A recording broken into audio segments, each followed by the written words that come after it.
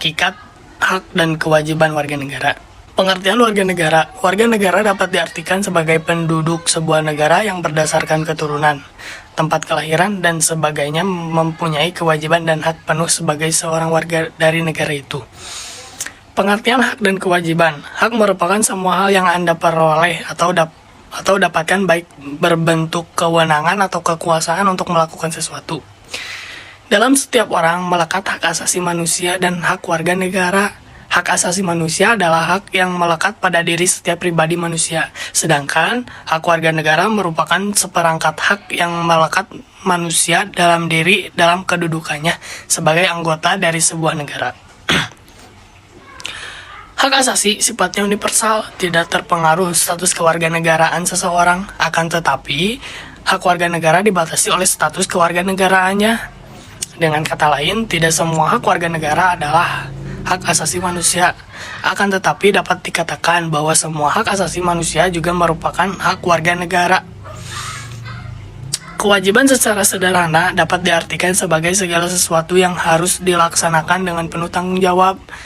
Dengan demikian, kewajiban warga negara dapat diartikan sebagai tindakan atau perbuatan yang harus dilakukan oleh seorang warga negara sebagaimana diatur dalam ketentuan perundang-undangan yang berlaku. Ada juga kewajiban asasi, yaitu kewajiban dasar setiap orang. Dengan kata lain, kewajiban asasi terlepas dari status kewarganegaraan yang dimiliki oleh orang tersebut. Sementara itu, kewajiban warga negara dibatasi oleh status kewarganegaraan seseorang. Akan tetapi, konsep kewajiban warga negara memiliki cakupan yang lebih luas, karena meliputi pula kewajiban asasi.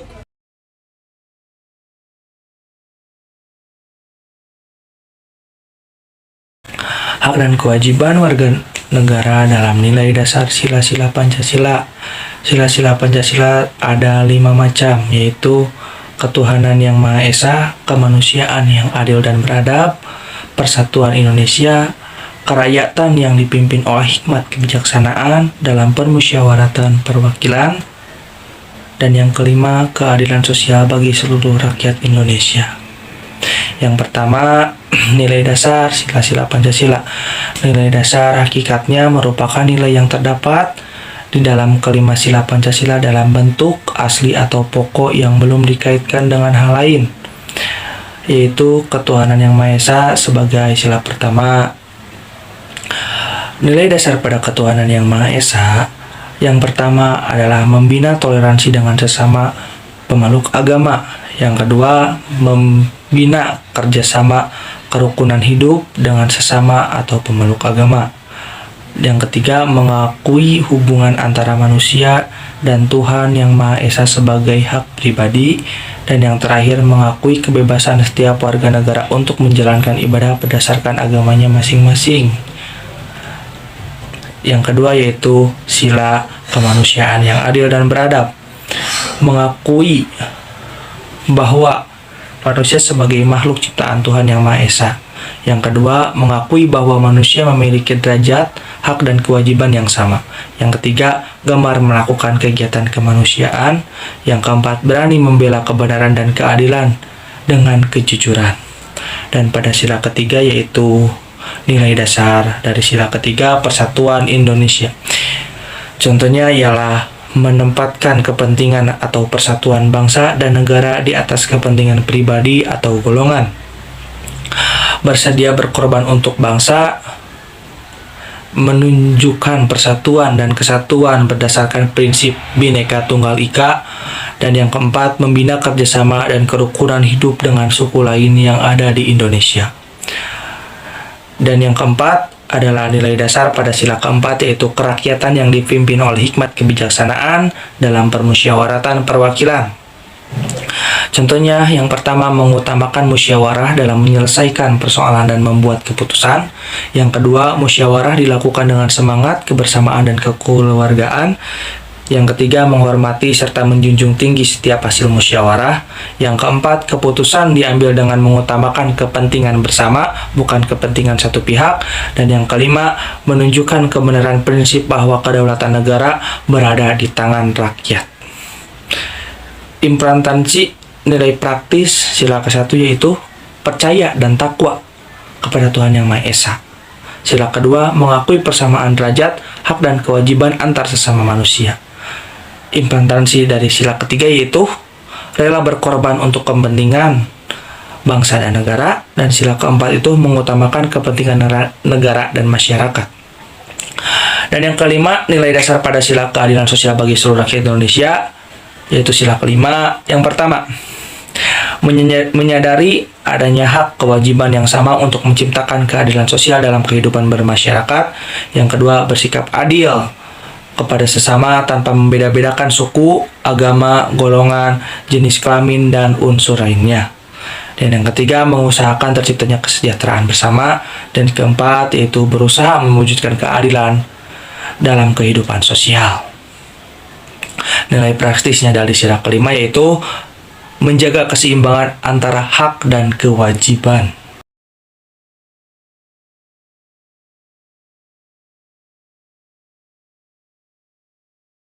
Hubungan hak dan kewajiban negara dan warga negara.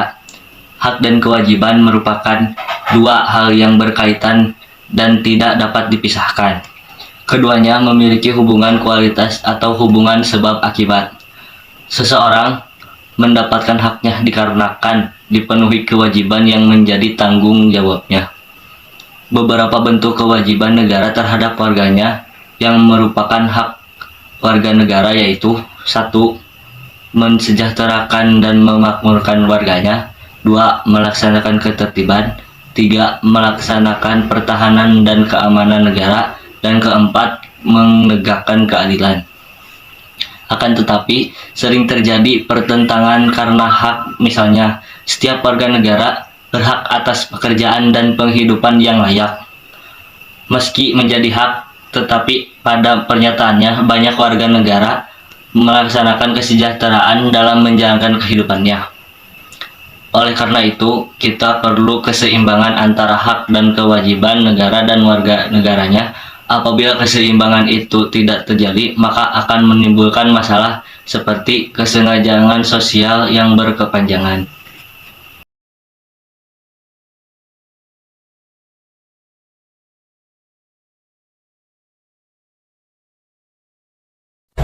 Kasus pelanggaran hak dan pengingkaran kewajiban warga negara. Pelanggaran hak warga negara adalah setiap perbuatan seseorang atau kelompok orang, termasuk aparat negara, baik disengaja maupun tidak disengaja, atau kelainan yang secara hukum mengurangi, menghalangi, membatasi, dan mencabut hak asasi seseorang atau kelompok. Sedangkan pengingkaran kewajiban warga negara merupakan proses, cara, atau perbuatan mengingkari. Pengingkaran kewajiban warga negara merupakan pelanggaran warga negara terhadap kewajiban-kewajibannya yang ditentukan pemerintah. Berikut berbagai contoh kasus pelanggaran hak warga negara. Yang pertama, proses penegakan hukum belum optimal. Misalnya masih terjadi kasus salah tangkap. Perbedaan perlakuan oknum aparat penegak hukum terhadap pelanggar hukum dengan dasar kekayaan atau jabatan masih terjadi. Tingginya angka kemiskinan dan pengangguran. Semakin merebaknya kasus pelanggaran HAM seperti pembunuhan, pemerkosaan, KDRT, dan sebagainya. Banyak terjadi kekerasan mengatasnamakan agama seperti perusakan tempat ibadah. Tingginya angka putus sekolah, eksploitasi terhadap anak, dan pelanggaran hak cipta. Berbagai contoh kasus pengingkaran kewajiban warga negara. Berikut berbagai contoh kasus pengingkaran kewajiban warga negara. Melakukan aksi terorisme, membentuk gerakan separatisme yang dapat membahayakan keutuhan NKRI, tidak menjunjung tinggi dan tidak setia kepada konstitusi dan dasar negara, membuang sampah sembarangan, melanggar aturan lalu lintas, merusak fasilitas negara, tidak membayar pajak kepada negara, dan tidak berpartisipasi dalam usaha pertahanan dan keamanan negara.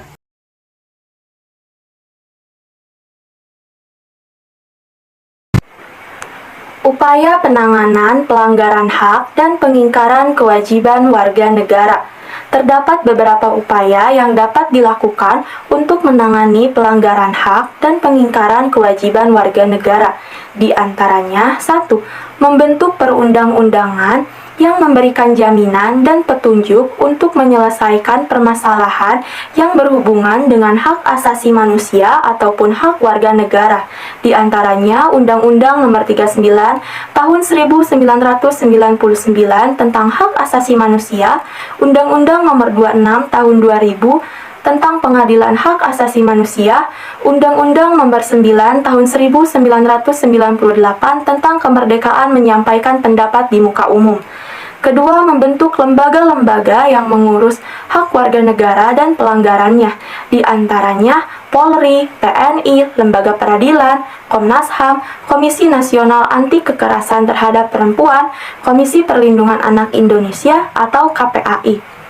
Cara menangani berbagai macam kasus pelanggaran hak dan pengingkaran kewajiban warga negara. 1. Supremasi hukum dan demokrasi harus ditegakkan. Kedua, mengoptimalkan peran lembaga-lembaga selain lembaga tinggi negara yang berperan dalam penegakan hak dan kewajiban warga negara. Ketiga, meningkatkan kualitas pelayanan publik untuk mencegah terjadinya berbagai macam bentuk pelanggaran hak dan pengingkaran kewajiban warga negara oleh pemerintah. Keempat, meningkatkan pengawasan dari masyarakat dan lembaga-lembaga politik terhadap upaya penegakan hak dan kewajiban warga negara. Kelima, meningkatkan penyebarluasan prinsip-prinsip kesadaran bernegara kepada masyarakat melalui lembaga pendidikan formal maupun lembaga pendidikan nonformal. Keenam, meningkatkan profesionalisme lembaga keamanan dan pertahanan negara. Dan ketujuh, meningkatkan kerjasama yang harmonis antar kelompok atau golongan dalam masyarakat agar mampu saling memahami dan saling menghormati keyakinan ataupun pendapat masing-masing. Partisipasi masyarakat dalam upaya penanganan pelanggaran hak dan pengingkaran kewajiban warga negara. 1. Di lingkungan keluarga, saling menghormati antar sesama anggota keluarga, patuh pada nasihat orang tua, dan menjalankan kewajiban dan hak dengan baik. Kedua, di lingkungan sekolah, yaitu menghargai dan menghormati perbedaan, mematuhi peraturan yang dibuat oleh sekolah, dan melaksanakan hak dan kewajiban sebagai warga sekolah.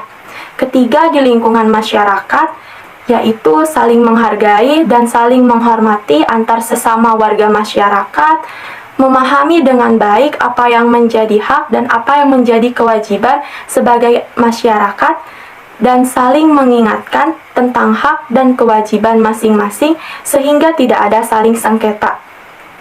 Keempat, di lingkungan berbangsa dan bernegara.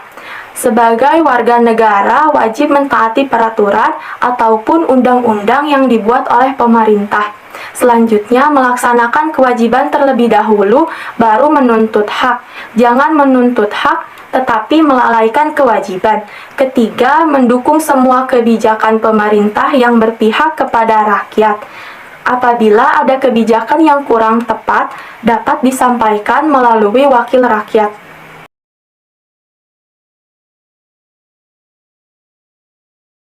Kesimpulan, hak warga negara merupakan segala sesuatu yang harus diterima oleh setiap orang berdasarkan kewarganegaraan yang diatur dalam undang-undang. Kewajiban warga negara merupakan segala sesuatu yang harus dilakukan oleh setiap warga negara dengan penuh tanggung jawab berdasarkan peraturan perundang-undangan yang berlaku. Hak dan kewajiban warga negara merupakan dua hal yang saling berhubungan dan tidak bisa dipisahkan satu sama lain. Seseorang mendapatkan hak karena sudah melakukan kewajiban, sehingga di antara hak dan kewajiban warga negara perlu adanya keseimbangan.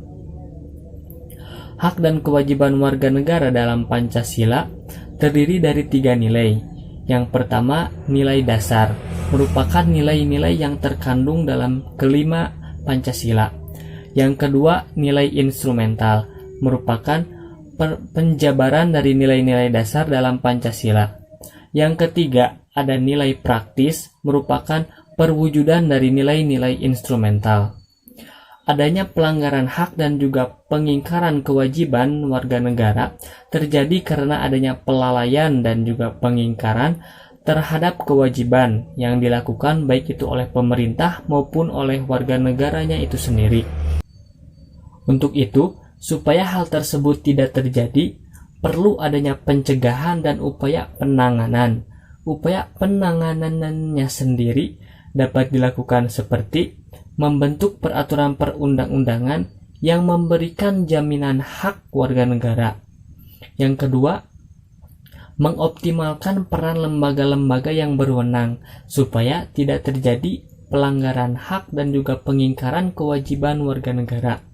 Dan yang ketiga yang paling penting adalah perlu adanya partisipasi dari masyarakat supaya meminimalisir dan juga mencegah terjadinya pelanggaran hak dan juga pengingkaran kewajiban warga negara. Sekian presentasi dari saya dan juga presentasi dari kelompok 2. Terima kasih. Wassalamualaikum warahmatullahi wabarakatuh.